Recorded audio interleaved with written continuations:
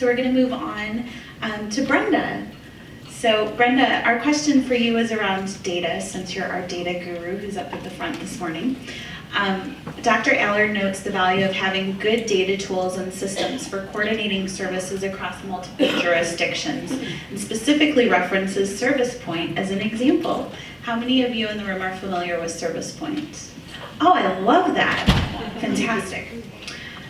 So Brenda, tell us, what is ServicePoint and how can we harness it and other tools to create positive change in Lake County? Well, good morning, everyone. It is no lie that I'm excited to talk about data. I love talking about it, and I love talking about ServicePoint. I think we've heard a lot about data, and Dr. Allard has talked about data at a really high level, and I want to bring us down a notch and talk more about how we can use data to drive community change, and to drive change in the way that we address issues that are either directly poverty or related to the issues around poverty. So the quick answer is that ServicePoint is just a database platform that's really flexible. It can be used a lot of different ways, and in Lake County we've used it a lot of different ways. I'm going to talk about two this morning. The first thing is that I really want to tell you a story to illustrate some work that's been done in the community, because I think it illustrates some of the components that you need to be successful in doing partnership and collaborative work. And ServicePoint is really just the database architecture underneath that community work. So I want to tell you a story. I'm going to pick up the story in 2015. The Homeless Coalition that I work with very closely came together and decided on a shared strategy. So I think that's the first thing that you need. A shared strategy. You know what we're going to do? We're going to put the most vulnerable homeless people in Lake County, we're going to prioritize them to be placed into permanent supportive housing. Permanent supportive housing includes long-time services and long-time rental support.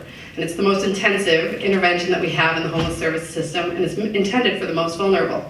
And the first thing that they did with that shared strategy was say, okay, let's look at the system how it is now. And we used a little bit of person-centered design, which is, let's walk through the system as if I'm a person with serious mental illness who's been homeless for a year. So I'm a chronically homeless person in Lake County, and we have those people in Lake County. We have 58 of them as of today, I can tell you that because of ServicePoint. But let's look at what that experience is like. Oh, we have 8 different providers of permanent supportive housing.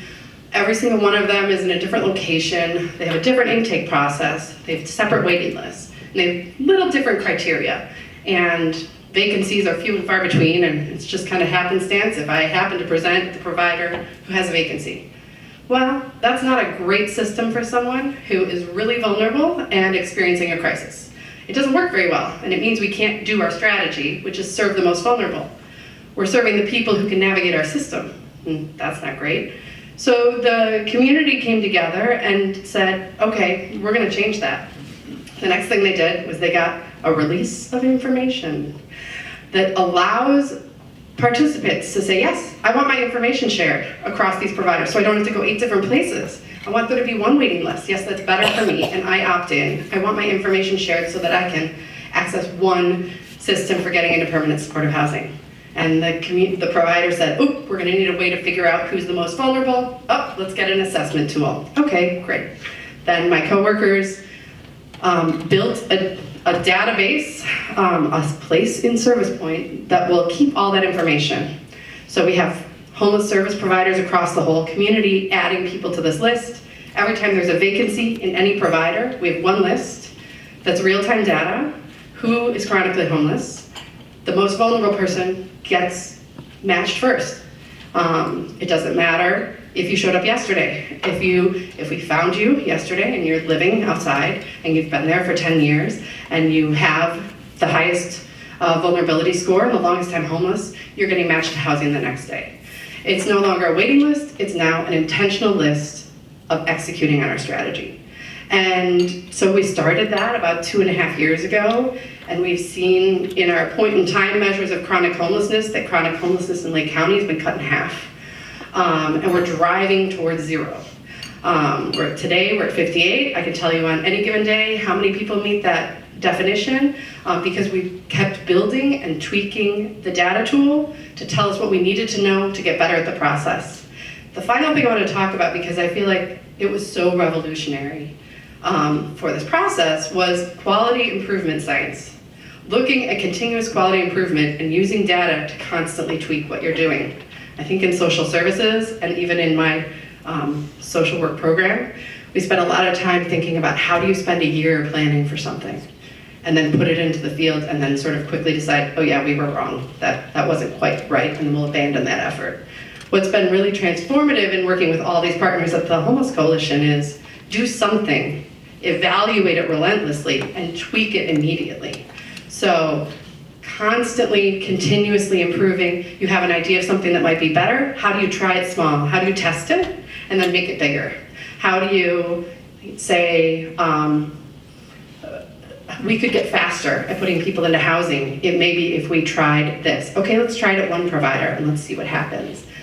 So using the data, but really using that process. And I can't emphasize enough that we have a list, great. We have and it's on a database, great. And we can pull that any moment. But we also have a group of people from all those providers that talk about the people on that list every week and meet together in person every month to ask the questions of how can we fill vacancies faster? How can we get better at identifying the most vulnerable? How can we get better? And that's the work that drives change. Because we're in a world mad with data and technology can help us, but the people doing the work is what's really going to drive community change. So I have to say one last plug, which is there's another thing we built on ServicePoint. It's called the ServicePoint Referral Network. And this is intended to have the broadest implementation. It's a light touch on the database, but it's for everybody. And this is something that we built with my colleagues to be very simple. How many of you are familiar with Find Help Lake County?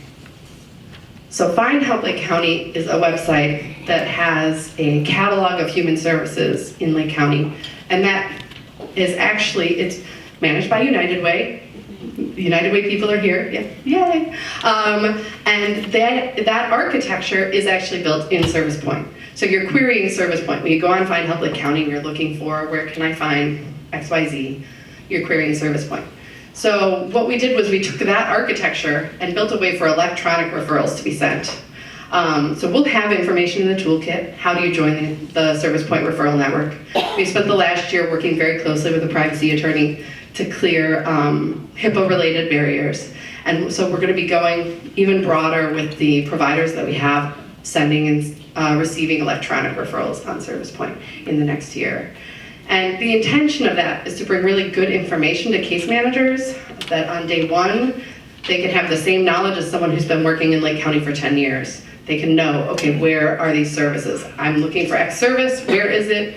What are the eligibility requirements? And getting people connected to care a lot quicker. Excellent, Brenda, thank you. I think